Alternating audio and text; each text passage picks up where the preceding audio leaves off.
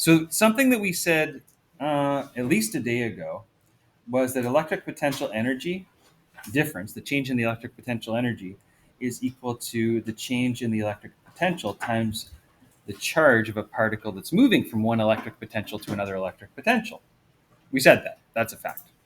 We also said even longer ago that the change in kinetic energy, oh no, kinetic energy, that means things are going to be moving again, is equal to 1/2 m. Okay, I have to be case sensitive here. This is a lowercase v2 squared minus 1/2 mv1 squared. Case sensitivity matters because big V is voltage, little v is speed now. Gosh. So these can be used to determine how much charge in an used to determine how much a charge in electric potential energy, change in electric potential energy, oh my gosh, can lead to a change in kinetic energy. So previously we were talking about forces on electric fields and the resulting acceleration. Now we're talking about energy changes and the resulting change in kinetic energy. So again, we're bridging and connecting units together here. So the amount of energy that gets lost by a charge is going to be equal, because of electric potential energy change, is going to be equal to the amount of energy that gets gained by the charge as it moves. So if I move something from one region to another and it loses electric potential energy, it's going to pick up kinetic energy. Conservation of energy, if you like. Sorry, is that a negative sign? Yeah. Negative sign. If I lose electric potential energy, I got to pick it up somewhere else as kinetic energy. So let's just say electrical energy is loss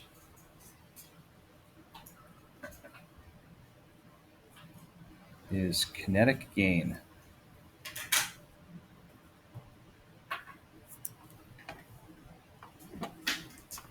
Every exit is an entrance somewhere else, said Tom Stoppard. All right, delta VQ equals 1/2 mv2 squared minus 1/2 mv1 squared. I'm just subbing in those equations 1 and 2 from the left-hand column of this little organizer. And if I do a bunch of mathematical gymnastics, I don't want to do every step. Can I just jump to this equation? I believe in you. You could definitely do this. Isolate for V2. If you do this, V2, this is the velocity. And if it helps you to put vector hats over top of the speeds, put vector hats over the speeds, because electric potential is a scalar. So if it helps you to put a little arrow over top of the speeds just so you don't lose track of things, that's totally cool. That's equal to 2 times negative delta V, big V, Q, plus 1/2 m V1 squared. And I'll put a little hat over top of that V1 just so that we remember that it's a speed. All divided by m. Can't cancel out the m because there's only an m in the second term within the binomial. And then all square rooted.